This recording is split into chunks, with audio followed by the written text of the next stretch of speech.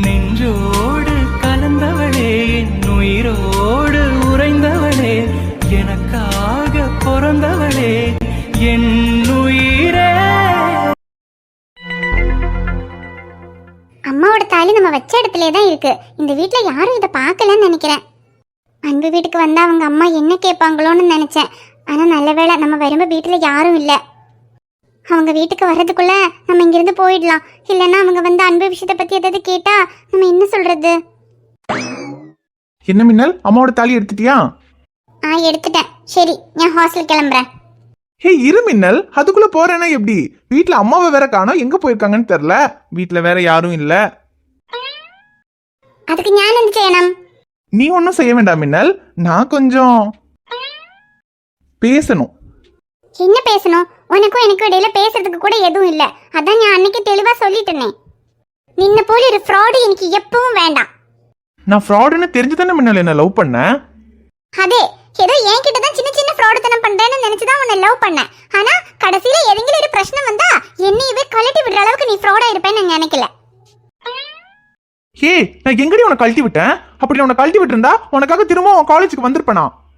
அதே ஏதோ உன் கதிர் மாமா இந்த கல்யாணத்தை நிறுத்துறதுனால நீ திரும்ப என்ன தேடி காலேஜுக்கு வந்த. ஒருவேளை உன் கதிர் மாமா அந்த கல்யாணத்தை நிறுத்தலைன்னா அப்ப நீ என்ன பண்ணிருப்ப? அந்த சஞ்சனா கழுத்துல தாலி தானே கட்டியிருப்ப. இல்லன்னு மட்டும் சொல்லாத ஃப்ராடு. ஏ, அது எப்படி நான் உன்னை விட்டு இன்னொரு பொண்ணு கழுத்துல தாலி கட்டுவேன்? கதிர் மாமா என்ன நான் சொல்லாம அப்படியே கல்யாணத்தை நிறுத்திடுவாரா? நான் சொன்னதுனால தானே அவர் கல்யாணத்தை நிறுத்தினாரு. இதெல்லாம் யோசிக்கிறதுக்கு உனக்கு கொஞ்சமாவது அறிவு இருக்கா இல்லையா? உன் அளவுக்கு ஃப்ராடுத்தனம் பண்ற அறிவெல்லாம் எனக்கு இல்ல. என் அம்மாவோட தாலி உன் வீட்டுல இருந்தது, அதை எடுக்கிறதுக்காக தான் உன் கூட வந்தேன். இனி என்னோட பொருள் எதுவும் உன்கிட்டயும் இல்ல, நீ எனக்கு கொடுத்தது எதுவும் என்கிட்டயும் இல்ல. எல்லாத்தையும் நான் திருப்பி கொடுத்துட்டேன். இதுக்கப்புறம் உனக்கும் எனக்கும் எந்த சம்பந்தமும் இல்ல. நான் ஹாஸ்டலுக்கு போறேன். அப்படியெல்லாம் போக முடியாது மின்னல், இரு. ஆமா, நான் கொடுத்த எல்லாத்தையும் திருப்பி கொடுத்துட்டேன். நீ எல்லாத்தையும் திருப்பி கொடுத்துட்டியா? அதே அன்னைக்கு நான் உன் வீட்ல இருந்து போகும்போது நீ எனக்கு கொடுத்த gift, உன்னோட டைரி எல்லாமே உன்கிட்ட திருப்பி கொடுத்துட்டேனே. இல்ல மின்னல், நீ எல்லாத்தையும் திருப்பி கொடுக்கல. இன்னும் நீ கொடுக்க வேண்டியது பாக்கி இருக்கு.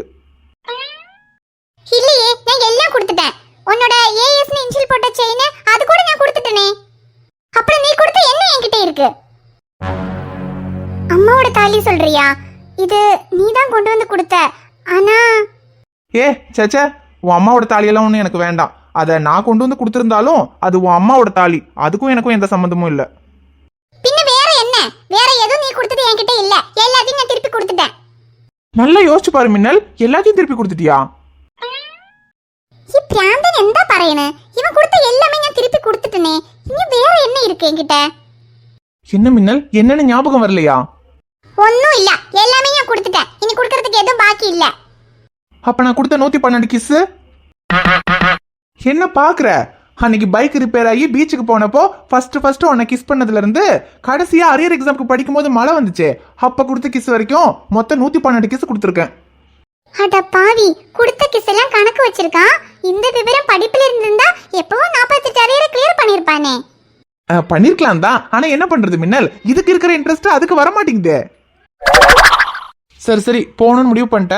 நான் கொடுத்ததெல்லாம் திருப்பி கொடுத்துட்டு நீ தாராளமா போலாம். என்ன விளையாடுறியா? சேச்சே, ரொம்ப சீரியஸா பேசிட்டு இருக்கேன். நீ தானே சொன்ன உனக்கு என்ன பிடிக்கல, நீ நமக்குள்ள எதுவும் இல்லைன்னு. நீ சொன்ன மாதிரி இனி நமக்குள்ள எந்த குடுக்கல் வாங்கலும் வேண்டாம். இது வரைக்கும் நான் கொடுத்த எல்லாத்தையும் திருப்பி கொடுத்துட்டு நீ தாராளமா போலாம். அப்புறம் நான் உன்னை டிஸ்டர்பே பண்ண மாட்டேன். ஏன், அந்த காலேஜுக்கு கூட நான் நாளையில இருந்து வர மாட்டேன், போதுமா? ஆனா இன்னைக்கு நான் கொடுத்த எல்லாத்தையும் நீ திருப்பி கொடுத்துட்டு தான் போற. என்ன ஓகே தானே? ஆவிஷில ஏதாவது பண்ண அப்புறம் நான் சத்தம் போட்டுருவேன். போடு, வீட்டுல யாரும் இல்ல. அப்படியே யாராவது இருந்தாலும் நீங்க எவ்வளவு சத்தம் போட்டாலும் வெளியே கேட்காது. ஏன்னா இந்த ரூமோட ஸ்பெஷாலிட்டி அப்படி. எனக்கு கல்யாணம் ஆனதுக்கு அப்புறம் நானும் என் பொண்டாட்டியும் சேர்ந்து வாழறதுக்காக ஸ்பெஷலா இந்த ரூமை டிசைன் பண்ணிருக்கேன். உள்ள எவ்வளவு கத்துனாலும் வெளியே கேட்காது. சோ இப்ப நானா உன்னை போக விட்டாதான் உண்டு. நான் போக விடணும்னா நான் கொடுத்ததெல்லாம் எனக்கு இப்ப வேணும். நீயா கொடுக்கறியா இல்ல நானா எடுத்துக்கவா? சார், நீ ரொம்ப வெக்கப்படுற, நானே எடுத்துக்கிறேன். கணக்குல நான் கொஞ்சம் வீக்கு, அதனால கணக்கு கரெக்டா இருக்கான்னு நீயே கவுண்ட் பண்ணிக்கோ. கிட்ட வராம எப்படி மின்னல் கணக்கு செட்டில் பண்ண முடியும்? ஒழுங்கா நான் கொடுத்ததெல்லாம் திருப்பி கொடுத்துரு. ஏன்னா கடன் அன்பை முறிக்கும். ஆல்ரெடி அன்பு முறிஞ்சுதான் கிடக்கு, இதுக்கு மேல முறிஞ்சா இந்த அன்பு தாங்காது. அதனால இன்னையோட கணக்கு முடிச்சுக்கலாம்.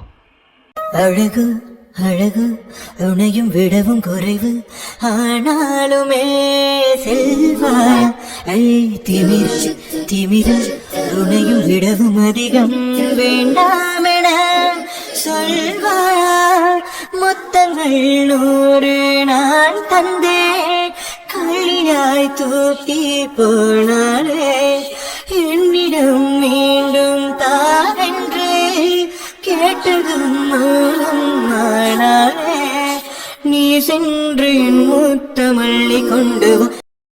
அன்பு வேண்டாம், நீ ஓவரா போற. ஆமண்டி ஓவர் தான், ஆனா உன்னை விட இல்ல. எனக்கு தான் உன்னை வேண்டான்னு சொல்றேன்ல, உனக்கு புரியல? எல்லாத்துக்கும் ஒரு லிமிட் இருக்கு, நீ உன் லிமிட்டை கிராஸ் பண்ற. ஏய் என்னடி லிமிட்டு?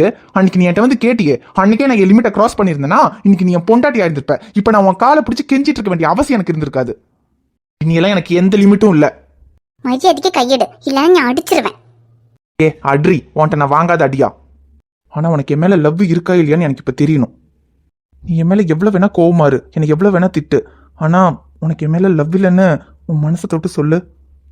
நீ சொல்ல கூட வேணாம், உனக்கு உண்மையாவே என் மேல லவ் இல்லைன்னா இப்போ உன்னால முடிஞ்சா என்னை தள்ளி விட்டுட்டு இந்த ரூமை விட்டு வெளியே போ. அவளை அவளை ரசித்து கிடந்த வழிகள் வேறாரையும் பார்க்காதே. அவளை அவளை அழகி துடித்த இதயம் வேறாரையும் ஏற்காதே. தோழியே நீ போய் கேட்டாலும் காதலே இல்லை சொல்வாரே. காலிலே வீழ்ந்து கேட்டாலும் பொயிலே நம்மை கொள்வாரே. நீ ஏதும் என் காதல் ஏற்றுக்கொள்ளடி.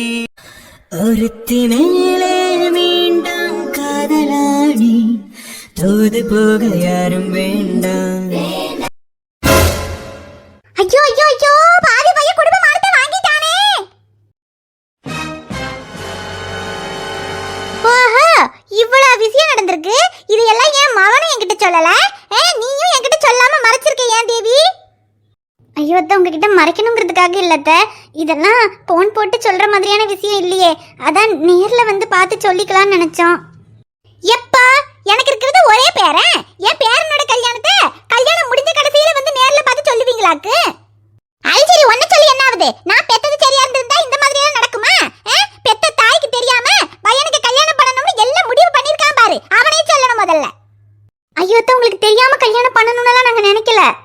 2 மாசம் கழிச்சு தான் கல்யாணம் வைக்கிறதா இருந்தது. அதுக்குள்ள உங்களை பார்த்து விஷயத்த சொல்லி உங்களை இங்க கூட்டிட்டு வந்து உங்க முன்னாலதான் கல்யாணத்தை பண்ணணும்னு நினைச்சோம். ஆனா அதுக்குள்ள என்னெல்லாமோ பிரச்சனையாகி கல்யாணத்துக்கு உடனே ஏற்பாடு பண்ண வேண்டியதா போச்சு. ஆனா அப்புறம் இந்த கல்யாணம் தான் நடக்காம நின்னு போச்சே அத்தை. அதே நீ உங்களுக்கு போன்ல சொல்லி என்ன பண்றது? அதான் நேர்ல வந்து பார்த்து இதெல்லாம் சொல்லலாம்னு நினைச்சோம். அதுக்குள்ள நீங்களே இங்க வந்துட்டீங்க. சரி நான் வந்தேன். வந்ததும் என்கிட்ட இந்த விஷயத்த சொன்னியா? அத்தை நீங்க இன்னைக்கு தானே வந்தீங்க, பொறுமையா சொல்லிக்கலாம்னு நினைச்சேன். நல்ல பொறுமையா சொல்லிக்கலாம்னு நினைச்சேன். சரி, இத பத்தி எனக்கு உன்கிட்ட பேசுறதுக்கு ஒண்ணும் இல்ல. என் மாவன் வரட்டும், அவன்கிட்ட நான் பேசிக்கிறேன். ஆனா இப்ப இது யாரு இந்த பிள்ளை? இந்த பிள்ளைய கூட்டிட்டு வந்து ரூம்ல வச்சுக்கிட்டு என்ன காரியம் பண்ணிக்கிட்டு இருக்கான் தெரியுமா இவன்? என்னமோ பால் குடிக்கிற பச்சை பிள்ளையாட்டம் என் பிள்ளை காலேஜ் முடிச்சு வந்ததும் அம்மா எங்கன்னு என்ன தேடுவான்னு சொல்லிட்டு போனேன். ஆனா இப்ப அவன் வந்து ஒரு வயசு பிள்ளைய ரூம்ல வச்சுக்கிட்டு கூத்தடிச்சுக்கிட்டு கிடக்கான். என்ன லட்சத்துக்கு பிள்ளைய வளர்த்து வச்சிருக்க? இதான் என் மாவனுக்கு தெரியுமா தெரியாதா? ஐயோ அத்தை, நீங்க நினைக்கிற மாதிரி எல்லாம் இல்ல. நான் சொன்னேனே அன்பு ஒரு பொண்ணை விரும்புறா, அதனால இந்த கல்யாணம் நின்னுடுச்சுன்னு. அந்த பொண்ணு தான் இந்த பொண்ணு. ஓ, அந்த பிள்ளை தான் இதாக்கு? அதானே பார்த்தேன். இப்பதான் தெரியுது உன் மகன் எதுக்கு இந்த கல்யாணம் வேண்டாம்னு சொல்லி நிறுத்தினான்னு. நல்லா தான் மயக்கி வச்சிருக்கா. அப்பா அம்மா சொந்தம்னு சொல்லிக்கிறதுக்கு யாரும் இல்லாத அனாதை கழுத வசதியான வீட்டு பையன் கிடைச்சது அப்படியே வளைச்சு போடலான்னு பாத்தியாக்கு? ஆனா இந்த காலத்து பிள்ளைகளுக்கு நல்ல விவரம் தாமா. நல்ல பெரிய வீட்டு பையனா பார்த்தா அது எதையும் காட்டி மயக்கி விட்டா அப்படியே சொகுசா வாழ்ந்துடலாம்ல. பாட்டி போது நிறுத்துங்க. இதுக்கு மேல ஒரு வார்த்தை பேசுனீங்க, நானும் போன போது வயசானவங்களாச்சேன்னு பார்த்தா விட்டா ஓவரா பேசிட்டு இருக்கீங்க. இதுக்கு மேல அவளை பத்தி ஏதாவது ஒரு வார்த்தை பேசுனீங்க. ஐயோடி அன்பு, கொஞ்சம் அமைதியா இருடா. என்ன தேவி உன் மவன் எவ்வளவு ஒருத்திக்காக சொந்த பாட்டிக்கிட்டே எகிரிக்கிட்டு வரா? இல்ல இப்ப என்னது தப்பா சொல்லிவிட்டேன்? நல்ல பெரிய இடம், வீடு வாசல் தோட்டம் தரவு எல்லாம் இருக்கு, வசதியான பையன். அதான் அது இதுன்னு சொல்லி நடக்கிற கல்யாணத்தை நிறுத்தி வந்து கூட சேர்ந்து ஒட்டிக்கிடலாம்ட்டு இப்ப ரூமுக்குள்ள நல்லா கொஞ்சிக்கிட்டு கிடக்கா. ஏன் இப்படி எல்லாம் பேசுறீங்க? அந்த பொண்ணு அப்படிப்பட்ட பொண்ணு இல்ல, அது ரொம்ப நல்ல பொண்ணு. பாட்டி மரியாதையா பேசுங்க. அவளை நான் தான் வீட்டுக்கு கூட்டிட்டு வந்தேன். இதுக்கப்புறம் அவளை பத்தி ஒரு வார்த்தை பேசுனீங்க. என்ன தேவி, நீ என்னடா அந்த பிள்ளை பாவங்கற? உன் மவன் என்னடானா என்கிட்ட கேக்கிட்டு வாரா? என்ன குடும்பத்தையே சேர்த்து மயக்கிட்டாளா?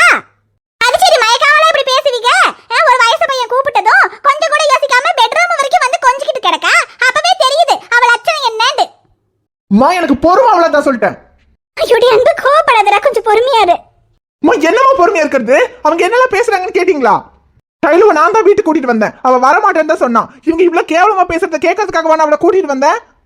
நான் அவளை லவ் பண்றேன், அவளை தான் கல்யாணம் பண்ணிக்க போறேன். எங்க 2 பேருக்கு இடையில 1000 இருக்கும். அதை பத்தி இவங்க பேசுறதுக்கு என்ன அவசியம் இருக்கு? அடி ஆத்தி, விட்டா அடிச்சிருவானாட்டு இருக்கே. நல்லா மயக்கவும் தெரியுது, அழுது நடிக்கவும் தெரியுது. அது சரி, யாரும் இல்லாத அனாதைங்கும் போது இப்படி எல்லாம் பண்ணாதானே ஒரு பெரிய இடத்தை புடிச்சு அங்க சொகுசா இருந்துக்கிட முடியும். நல்ல திறமைதானா உனக்கு? மா உங்களுக்கு இதோட நிறுத்திக்க சொல்லுங்கம்மா. ஐயோடி அன்பு, கொஞ்சம் பொறுமையா இருடா அன்பு. உன் அப்பா வேற இல்ல, அவங்க வேணும்னே இதானே சொல்லிக்கிட்டு இருப்பாங்க. இங்க பாரு, ஷைலு வேற அழுதுகிட்டு இருக்கா. நீ முதல்ல அவளை கொண்டு போய் விட்டுட்டு வா. என்னமா நீங்க அவங்க என்னெல்லாம் சொல்லிக்கிட்டு இருக்காங்க கேட்டுட்டு சும்மா போன்றீங்க? ஐயோ அன்பு, நான் சொல்றது கேளு. உங்க அப்பா வந்துட்டோம், அதுக்கப்புறம் பேசிக்கலாம். நீ முதல்ல ஷைலுவை கொண்டு போய் விட்டுட்டு வா. எதுக்குமா அவளை கொண்டு போய் விடணும்? அப்பா வந்துட்டோம். இன்னைக்கு 2ல ஒரு முடிவு பண்ணாம நான் ஷைலுவை கூட்டிட்டு போய் விடுறதா இல்ல. ஐயோ டே அன்பு, உன் அப்பா வரதுக்கு ரொம்ப நேரம் ஆகும்டா. அது வரைக்கும் அவங்க தேவையில்லாம இப்படி எதையாவது பேசி பாவ மனசை கஷ்டப்படுத்திட்டு இருப்பாங்க. நீ முதல்ல அவளை கூட்டிட்டு போய் விட்டுட்டு வா. அப்பா வந்ததும் நம்ம எல்லாம் பேசி முடிவு பண்ணிக்கலாம். அம்மா சொல்றேன் கேளுடா அன்பு. அங்க பாரு, அவ அழுதுட்டு இருக்கா.